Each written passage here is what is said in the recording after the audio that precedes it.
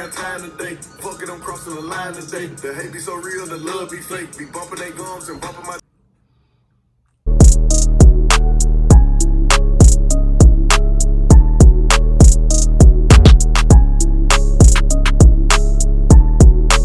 What is good, YouTube? This is the girl J Nicole DMV, and today I am back with another video.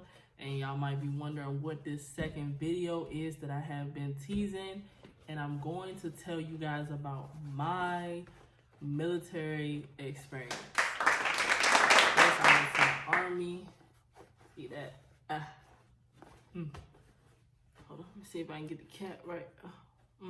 The cap over a cap, but it's been a minute. Alright. But today I'm going to be telling you guys about my military experience and what I personally endured and encountered while being there.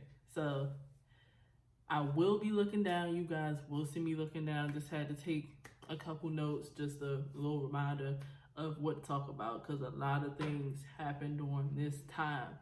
So yeah. So without further ado, let's get into this video. So I'm gonna tell you guys the reason that I decided to join the military in the first place. Personally, I wanted to go for stability, and honestly, I was thinking about just going active duty and just moving out. Like at that point, I just wanted to move out. I wanted to go somewhere. I wanted to be on my own. You know what I'm saying?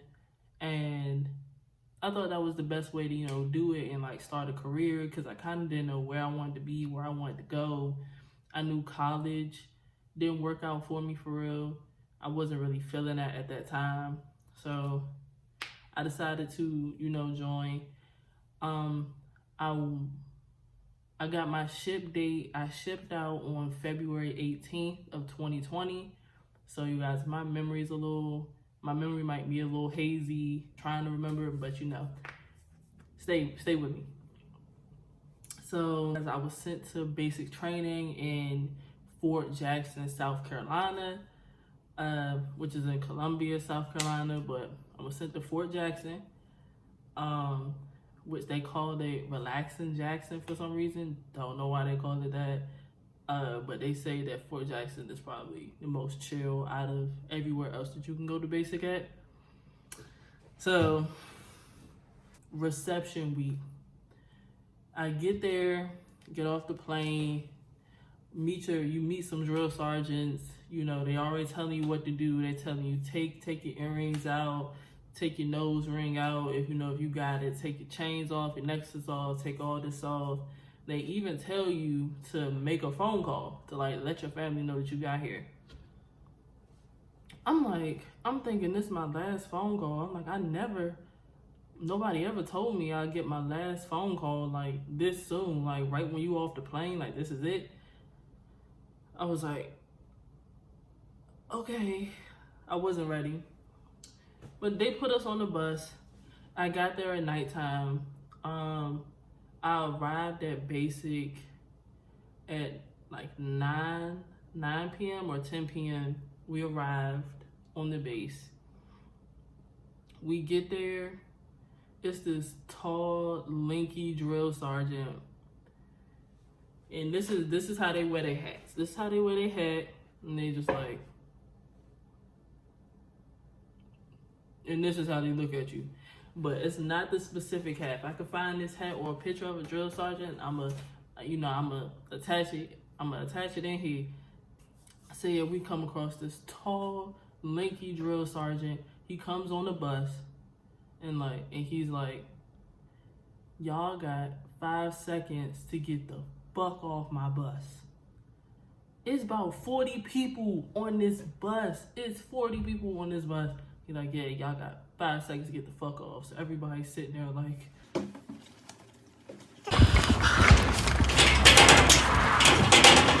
rushing. You guys, disclaimer, for anybody thinking about coming to basic training, please follow the rules of what your recruiter tells you. Because if not, you will pay for it. You know, you would think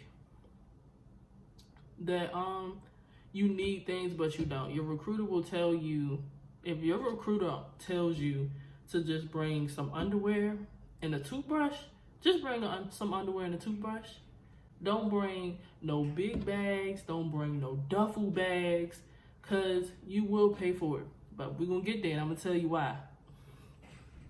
So I had to grab my duffel bag, run in immediately. It's more drill sergeants. They yelling. There's one here. They like, get down, get down, get out of my face. I don't like you. Anything that they could possibly say at you or throw at you is what they're gonna say. Immediately, I get in there. We already on the ground. We in push-up position. I don't know what nobody did. I don't even think we did anything. This is just a part of their job at this point. They're having fun. They're gonna have fun. Down there doing push-ups for God knows what at this point. We were in push-up position for so long. And they're gonna get you because people are gonna come there weak, not in shape. You know what I'm saying? They're gonna have you down there for so long, telling you get up, get your knees off the ground. Y'all gonna stay down there longer. If your knees touch the ground, you're down there even longer. Had men in the front crying, grown men in the front trembling and crying. We was down there for so long, y'all, somebody passes out. Somebody passed out. That's the only reason we were allowed to get up.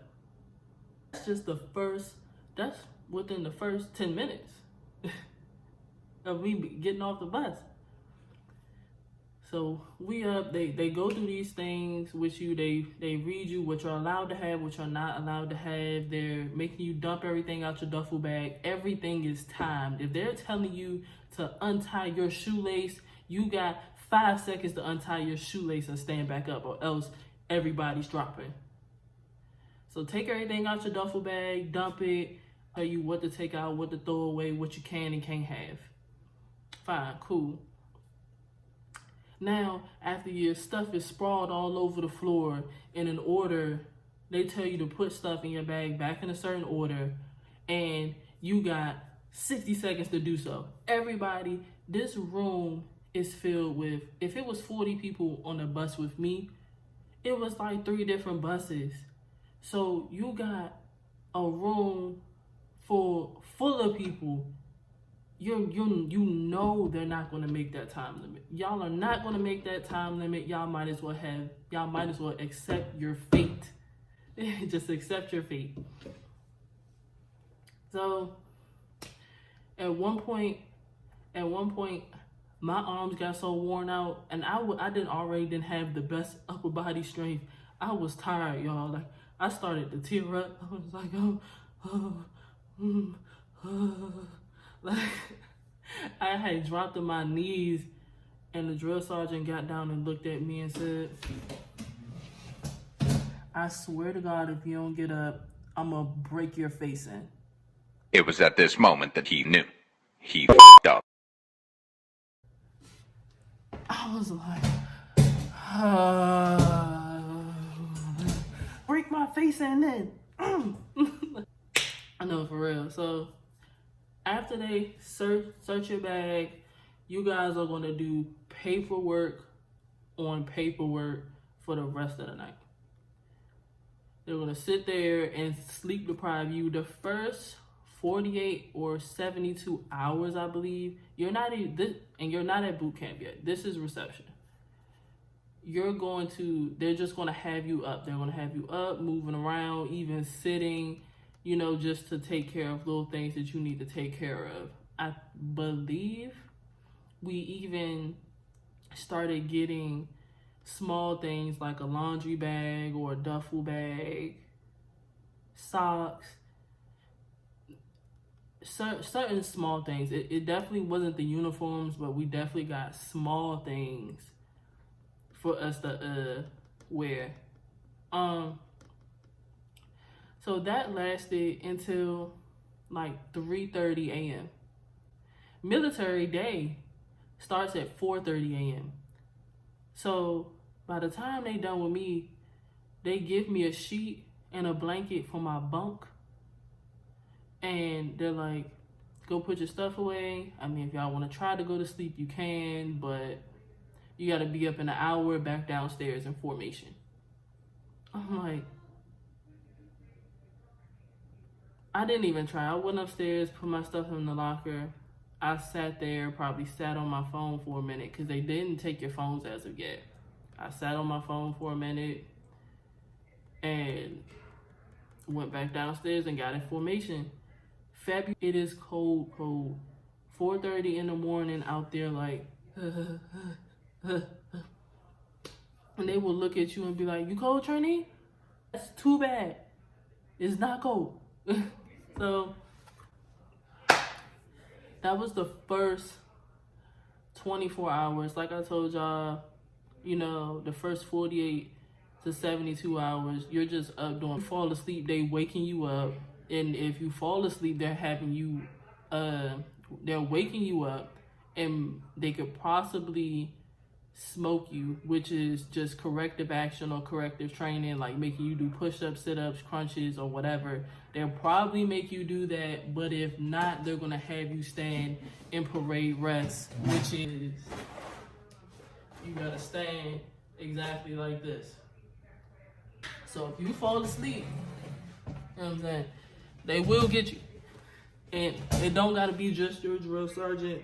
Any drill sergeant can say something to you. So past that week, later on in the week, you will get your uniforms, your boots. You'll get sized. When you go through there and get your uniform and your boots, they look at you and be like, and they give you get what you get. You can't tell them what size you wear. You can't tell them this is too big, that this don't fit. You can't say anything. They just give you some sizes and they tell you to go. And you can switch it out later on in basic, or after you're done with basic, you can go back and get your, you know, your correct sizes. The last night in reception, a little before that, they took my phone probably over the weekend. They finally took our phones, put them in some bags, Ziploc bags, put our name on it, and that was it. That was the last time I had my phone. So the night before basic, you know, my nerves kick in. I'm like, all right, yep, I'm ready. Bags packed. The next day, for some reason in reception, the people that I was with, the group that I was with, was already messing up. We had already did something to rub our drill sergeant the wrong way. Now, these are just drill sergeants at reception that you have to listen to. Those aren't the people that you're about to be with. So they was telling the people, the drill sergeants that we were about to go to, they was like, yeah, they done rubbed me the wrong way. Fuck them up. Eat them up. So we was done. Get on the bus to start heading to boot camp. They tell you to put your head down. So we all sitting there like,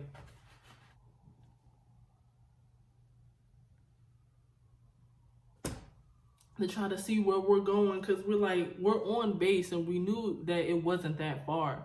So we're all peeking around like, okay, when we gonna get there? Like, the anticipation is just building. So we get up. So when we look up, we come to a stop, we pull up.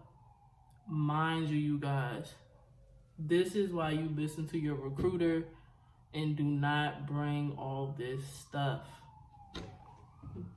Because you will have a laundry bag this size. This could be your laundry bag. This will be about the size of your other bag that you have to carry on your back. You're gonna have this on your back.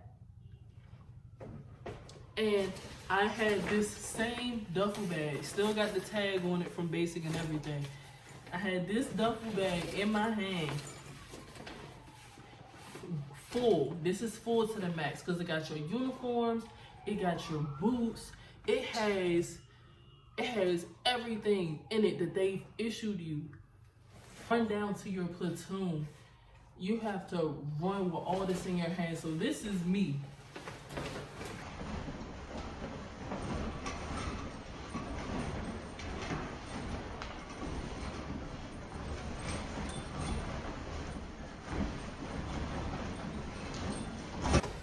Drill sergeant comes beside my face like, come on, move, move. You're not even running. You're not running. You're not running, trainee. This what you call a run? This what you call a run? Bruh, I could have passed out that day. You get down there to where they tell you to meet, to where to the company where, you know, your space is, where you're going to be living, basically. You get down there and you throw your bag down. They have you put your bag down, but it's not over. This is called Shark Attack Day. You're down there with your laundry bag. As soon as you get down there, don't matter what you do, this is your first couple hours. They like, laundry bag up.